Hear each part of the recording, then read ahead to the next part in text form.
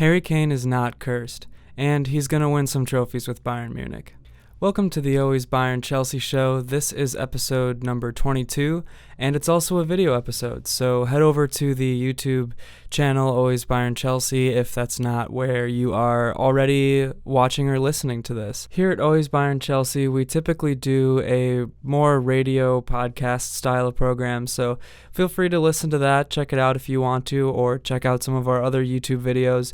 We really appreciate you just taking the time to listen or to watch. My name's Danny. I'm the Bayern Munich side of Always Bayern Chelsea. Let's jump right in because I've got some things to say about our striker Harry Kane. Kane is the best striker in the world and arguably one of the best players in the world. After last season, 2023-2024, I would make that argument, I'll tell people that he's the best player in the world. But let's start this video off with kind of a background about who Harry Kane is and what his career has been so far. So Harry Kane's professional career started in 2009 with Tottenham Hotspurs in the English Premier League. And over his illustrious career with Spurs, he scored over 400 goals for club and country. He also captains the England national team. Kane also has the most goals ever for England as well as for his old club, Tottenham Hotspurs. Now, in 2023, Kane made the move over to Bayern Munich, went over to Germany, and a lot of people will say that he was looking for a trophy, and I'm sure that is true because one of the biggest criticisms of his career so far is that he hasn't won a trophy.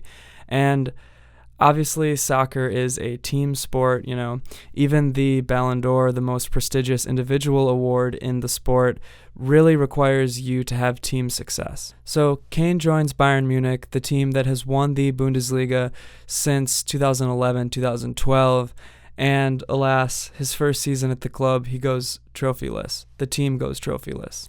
And instantly, the media lashes out at him, critics, trolls, whatever. You see it everywhere. You can't open up Twitter, or I guess it's being called X now. You can't open it up without seeing people making fun of Kane for not winning a trophy. And making lighthearted jokes is one thing.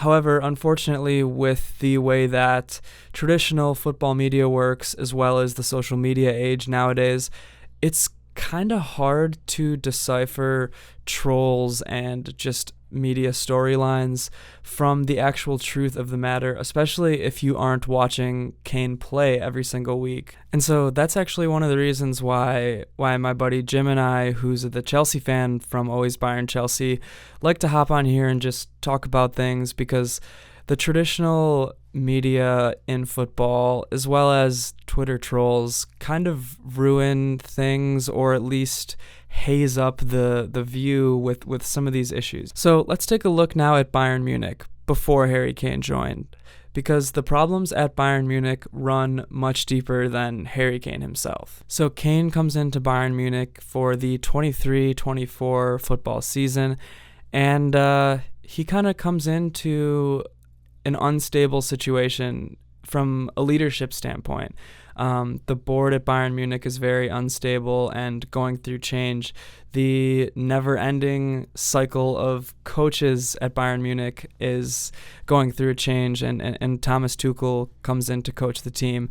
And I also just made a video about what went wrong with Thomas Tuchel at Bayern Munich, so if you'd like a little bit more of a deep dive into that subject in particular, go ahead and check that out. That's right there on the YouTube channel. So in 2022-2023, the season before Kane joined, Bayern Munich won the Bundesliga. However, that was their only trophy that season, and to be honest, they barely won the Bundesliga. They scraped through with 70 points, and the reason why they won the league was basically due to an all-time bottle job by Dortmund. Last day of the year, Dortmund bottles it in the dying minutes of the season. So you could say that Bayern was going into 23-24, the year that they acquired Harry Kane, kind of on some loose and some rocky footing. So Bayern's unstable performance in 23-24 was really the accumulation of a downward spiral that the club was seemingly headed on for the last couple of seasons at least. And the reason for this underperformance obviously wasn't Harry Kane.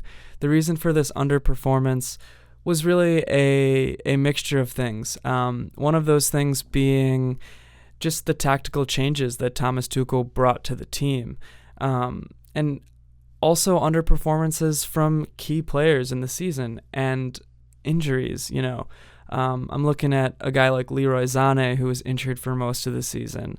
There was great instability in the midfield and in the back line with Bayern Munich partially due to Thomas Tuchel's stubbornness maybe, or his personality, and part of it due to injuries that the team sustained. And really the entire winger position was essentially a revolving door of injuries, especially late in the year for Bayern Munich. So you have Tuchel in charge of the squad, and tactically his decisions were a little bit baffling at times, to say the least, I guess. Tuchel's tactics really just didn't fit Bayern Munich. They weren't aggressive enough, especially for the Bundesliga.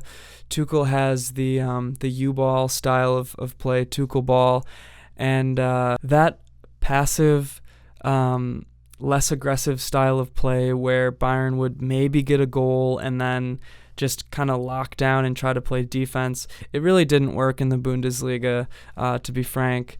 Bayern has the talent to be aggressive all the time and to just really slaughter teams and put plenty of goals on the board. But Tuchel didn't want to play like that. He didn't want to play like that with Harry Kane, as I mentioned at the top of the video, the best striker in the world, the man who can score goals left and right. So Tuchel would have Kane drop back and honestly facilitate play instead of be the one who was getting passes and getting crosses in the box. Kane would drop back and play defense. He still had 44 goals and 12 assists, still scored 36 goals in the Bundesliga. He still had a historic season.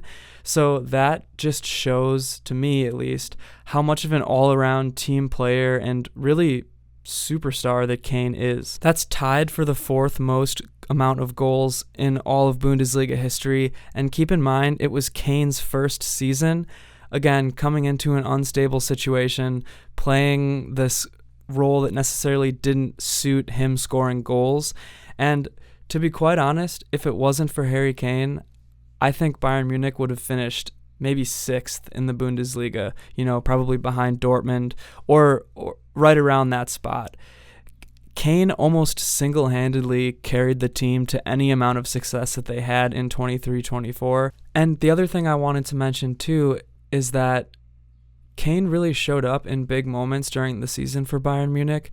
He scored in the Champions League quarterfinals against Arsenal. He scored in the Champions League semifinals against Real Madrid while being hurt. So as I'm recording this, the Euros are taking place. England is still alive, although they haven't looked very good, to be honest.